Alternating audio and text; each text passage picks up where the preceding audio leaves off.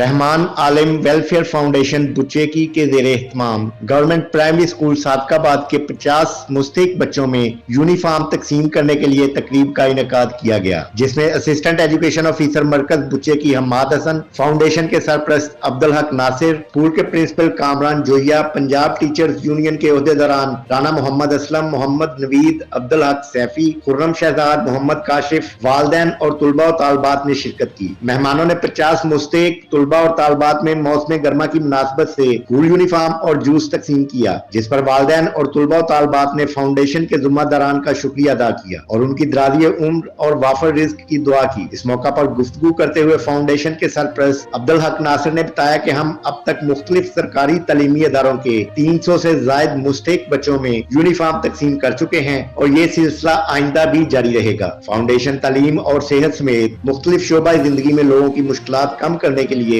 अपने दस्तयाब वसाइल में रहते हुए हर मुमकिन काम कर रही है।